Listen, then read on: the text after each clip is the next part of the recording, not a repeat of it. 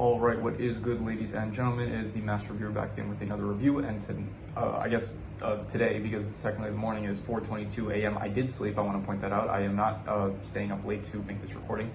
So today we are doing a review for Despicable Me 4. This is the final installment in the Despicable Me / Minions franchise, and just before we begin, I do want to give a thanks for the 2 new subscribers I saw since the last time I updated on the subscriber count. We went from 7 to 2, so not 2, we went from 7 to 9, so welcome for the 2 new subscribers that are here. I hope you are enjoying the content, and I appreciate it greatly. And so, yeah, with that said, let us just, actually one more thing, I want to say that I am I'm starting pretty early, and it's a pretty busy day. I'm going to try to get I think 4 different videos. I'm going to do all the recordings now. So I'm doing a review for the Despicable Me 4 movie. Then I'm going to I'm going to do a tier list for all the movies in the franchise. I'm going to do a character ranking. And I think I'm going to do a character power ranking, which is going to be the first one I do with those. So busy day I got, so that is going to be fun. But with all that said, let us just begin, starting off with the characters. So in this film, you got Gru once again. He's still in this, and I'll say this before going to the review. The movie was better on rewatch. This up to this point, I think this was my second least favorite movie in the franchise. I thought Rise of Gru was a bit worse than this, but after this one, the first time I watched it, I didn't really like it that much. On a rewatch, it's slightly better, but we'll get into it. So you have Gru once again. He's here as the main character, and he's still good. It's getting a bit tiring right now. He doesn't feel as enjoyable to watch as the previous films, but he's still he's good. He's not bad or anything. Other than that, you still have Agnes, Edith, and Margot. They're in this with their side plots, whatever. Lucy, she's also got her side plots going on. You have Silas Ramsbottom. He's in this actually a lot more than the previous movie, where he was barely in for the start, and that was it. Other than that, you have let's see here. We have the villain Maxime Lamal, who is voiced by Will Ferrell, and I don't really like him as a villain. As a villain, Will Ferrell does a good job with the voice acting. I think the accent it works for him, but the character himself, it's number one, he gets defeated at the very start. His whole thing with the cockroaches, it's not that interesting, because every villain up to this point is they had all these gadgets and weapons which made them a threat, which was kind of the I don't want to say the selling point of the franchise, but it was one of the big things that this franchise did well, where it's you had villains, and they each one had different their style, they had different weapons and stuff, different gadgets, which was cool. And you have Maxime Lamal, where it's he has the cockroach ray, but besides that, it's he more so, I guess you had El Macho from the second film, where it's he turned himself into used the PX serum on himself to make himself stronger. But other than that, it's everyone up to this point was kind of just has used gadgets and weapons that they had, and then it's I don't know, the cockroach, it doesn't really work. At least the PX serum, it was kind of unique to the franchise as a whole. This is just taking cockroaches and then making them a staple to his character for some reason. So he wasn't that interesting. He got defeated pretty quickly at the start, and his motives, he just wants to get revenge on Gru for something he did from a 9th grade talent show. It feels very not really a good villain motivation or anything. So and he gets defeated really quickly. At the end, I'm pretty sure the final confrontation from when he kidnaps Gru Jr. until when he gets defeated, the whole thing is 5 minutes. It's really short. So yeah, not a great villain, to be honest. Other than that, who do you have? You have Poppy Prescott, and I did think actually it could have been a good idea to have the progression of Gru's character. It's now he has a family, he has a wife and stuff. Everything is good. He reconciled with his brother, I guess. And I thought it could be a good idea for him to get an apprentice, have a protege. So I thought that could work, but it doesn't really work too much, because they go on one heist and that's it, and then she helps him by driving him to catch Maxime Lamal. So it's there was potential here, but it didn't really go anywhere.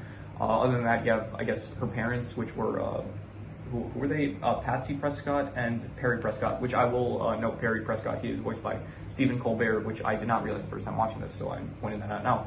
I have no thoughts on Stephen Colbert really. I don't watch his show or anything. So what else do we have? We have Melora. She was the one that Lucy ended up ruining her hair at the hair salon, and then she ends up getting upset because of it. You have the Sensei, I guess, Sensei O'Sullivan. These are all really forgettable characters. And to be honest, this entire movie, it feels just a lot of filler. It feels kind of I don't know, it feels just most of the movie is filler with a loose plot tying it together, I guess, with the whole, not even tying it together. It's you have the thing with Maxime, where it's he wants to to get revenge on Gru, and so because of that, it's that happens at the start. Okay, you set up like the conflict, I guess, which is not like a great conflict, but whatever. And then just the entire movie, it's like they move to this place, which is I guess we'll get into the plot, but I'm just gonna I'll rate the characters. I'll say the characters, they were I'll give it like a 5.5, I guess, decent. There was also Gru Jr., who I thought he was fine. Like there was the thing with him where it's like Gru, like he didn't like Gru, but then at the end of the movie, like he learns to like Gru, I guess, because he saw that he was about to die. So that, I guess, that was nice with like Gru and Gru Jr. Their bonding and stuff. There was also Lenny and the principal, who is listed here. Also, the principal I didn't care for at all. She was just like, I don't even know why she was in the film. She just wanted to get her honey badger back that Gru and Poppy stole. So yeah. So in terms of the characters, 5.5, I thought they were decent. In terms of the plot, once again, it's just like you have. It's just it feels very contrived. Like in every other movie, it's like the first one, it was like it had a good plot. Okay, it's like you had Gru, and he had his goal, and then he did all the stuff in the film was in order to get to his goal. In the second film, it's like, okay, you have everything is like centered around catching the one with the PX4 serum. So it's like even if there's some side plot stuff with like Margot and the girls and stuff, it still feels like very much like for the sake of the story. Like besides I guess the stuff with like the girls and stuff, but. That's kind of like very, very minimal. And then in the third movie, it's like you do start to see like more with like Lucy and like all the girls. It's like they're kind of doing their own thing, but you still had Gru. Like the main objective of Gru was very much like to get the diamond that Brad stole, and then defeat Brad and stuff. And like it was very much like tied to the actual conflict of the movie. In this film, it's like Maxime wants revenge on Gru, so because of that, it's like you have them go to Mayflower, which was just, I think, for the sake of just they wanted a different setting and they didn't know how to get there. And then you have here I'll start from the start. You have Gru. He goes to a high school reunion or something. He meets Maxime. It's like old like high school nemesis, and then they end up fighting and stuff. And then Gru ends up arresting him when he reveals like he's a cockroach and whatever, because he's doing evil stuff or whatever. And then he gets arrested, and then Maxime ends up breaking out. He swears that he's going to get revenge, and then Gru ends up going with his family to Mayflower, and then from that point, it's just everything in the film is filler. It's like you have Agnes and Edith, they go to like karate lessons. Margot's end up getting bullied at school, which you don't even see any of it. Which I guess like, okay, good that we're not, because that would just wasted more time. Lucy, she has like a hair salon job that doesn't go well, and then Gru, it's like his whole thing is like he tries to fit in, I guess, with Perry, I guess, that happened, and then he ends up getting blackmailed by Poppy, where she wants him to go on a heist with her, and it's like it feels like this has nothing to do with the actual conflict of the film. Like the only thing that kind of ties it together is because of they end up kidnapping the Badger. The principal ends up contacting Maxime to tell him where they are, but it felt like if you didn't like it feels like, okay, we just like we're having like in the last film. You had Gru, and he went on, he met Drew, and then he was like, okay, let's go on a heist or something, let's do some evil. And then Gru used it as an opportunity to like steal from Brad, who ended up stealing the diamond. So it's like it ties directly into the conflict. This is just them stealing a honey badger, and then because of the sake that the principal just happens to know Maxime, it's like that's how Maxime ends up finding out. It's like this has nothing to do with Maxime, it's just because he's in relation to someone that was there. It's like he's able to find Gru's location. So yeah, anyway, it just. And then finally, you have Maxime. He gets to Gru's house while the principal confronts Gru, and then he ends up stealing Gru Jr. And then 5 minutes later, like Gru manages to defeat him. And I will say this: after that, yeah, Maxime's defeated and all. By the way, there's also the minions. Like they've had nothing to do since like I'd say after the second movie, it's like they really have nothing going on with them. So in the third movie, it's like they had the plot where they ended up going to the singing competition, and then they ended up getting arrested, which was fine. And this movie, it's like, yeah, most of them, they're working for the AVL, and then some of them turn into superheroes, and it all felt like just more filler. Like it didn't feel like anything cool, really. It's just, I don't know. And they didn't use an opportunity to have like a speedster menu, which would have been cool, but yeah, whatever. And then, so what happens after that? After that, so okay, I will say this, the best scene, I'm gonna say it now, the ending was good. I did like the ending where it's like Gru, he ends up speaking with Maxime through the prison phones, and then they like talk about their high school, and it's like they start fighting over it, like who should, like if it was whose fault it was that they had the same song for the high school talent show, and then it was good that they had not dance battle, but like the singing competition thing in the prison, and then it did show all the villains from the previous films, and it was fan service, yes, but it was good fan service, and it worked for me, so I liked it. And then it showed like you had a shot of like Drew also. It showed like Drew's mother. It even showed the neighbor from the first movie, like in the final shot of the film. So it was good. I liked the ending. It was good fan service, even though it like everything to get up to that point was not really great. But yeah. So in terms of the plot, I'm just gonna give it like a. I'm gonna give it like a 4.5. It's like, it's not good.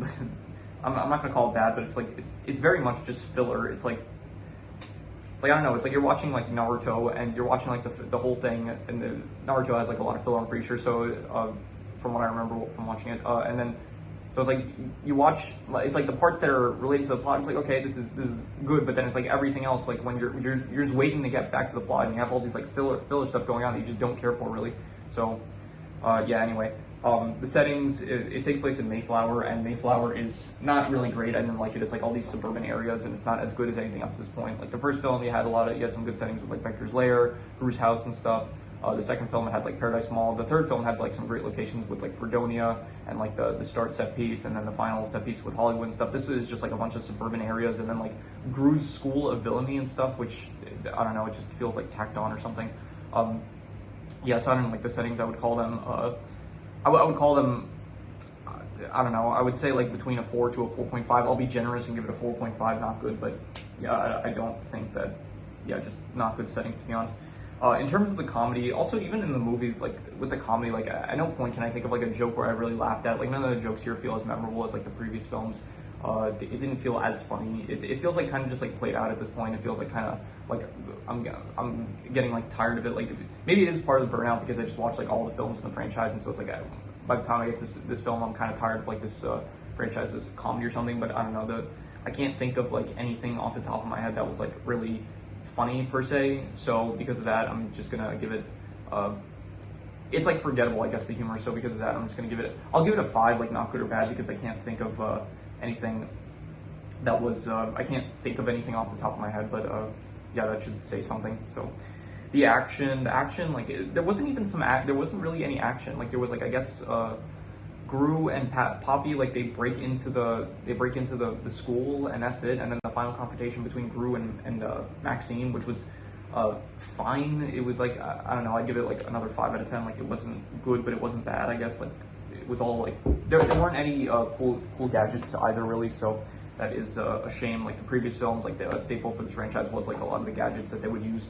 I guess there was the Mega Minions, but even then they weren't really that interesting, to be honest. Like I didn't really care for anything they did. There was like the one with the laser, the one that was that could stretch, the one that had super strength, the one that could eat anything, and then the one that could fly. So none of them were that, I don't know, it was pretty basic, and nothing really comes of it. It's just that they try to save the day, they end up making things worse, and I don't know, they don't end up using it for anything too cool, to be honest. So in terms of the family aspect, I will say the family aspect, it wasn't bad. I did like the, specifically this one, it is kind of with, it's mainly focused on Gru and Gru Jr., where it's like them like Gru Jr. doesn't really like Gru, but Gru is like still cares for Gru Jr.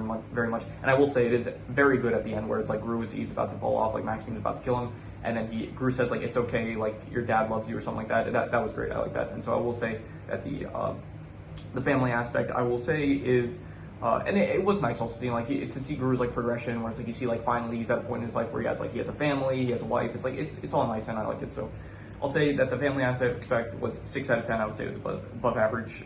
So yeah.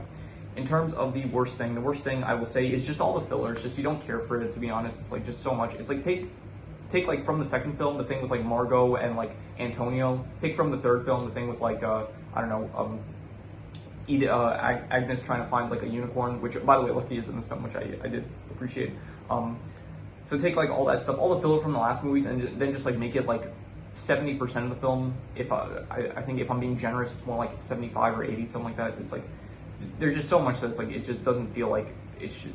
I don't know. It's like it feels like at this point they're kind of just catering to like kids. Like they're just showing like bits of. I'm pretty sure there's like a thing called like Minions and More, which is like a compilation of just Minion shorts and I think other Illumination shorts, and it feels like that's just like what this movie is. It feels like you had like a loose thread of a film, but then it's like they just packed it with like Minion shorts for some reason. So yeah, in terms of the worst thing, I'm just gonna say it is there's too much filler. The amount of filler is I'll say I'll say bad. I'll just give it a 4 out of 10. I'll say for all the filler.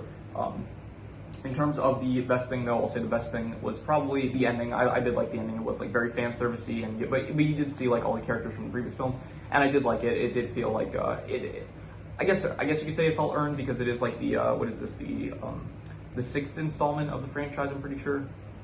Yeah, the sixth, is it? Yeah, the sixth. I'm pretty sure. So it does feel like kind of earned, I guess. Like yeah, you can show off a bit with all the fan service, but so I did like the fan service. So I will give it I'll say I'll be generous. I'll say it was a 7 out of 10. I'll say pretty good. So yeah, very good ending. I'll say with the whole everyone wants to rule the world and like the singing battle and stuff. All that was pretty good. Anyway, before I do the calculations, I have some extra notes. Oh yeah, the art style. I forgot to rate the art style. I'm gonna I keep forgetting about the art style. So it's like before I start the film, it's like I write down to mention the art style in my notes. Otherwise, I'm gonna forget. So.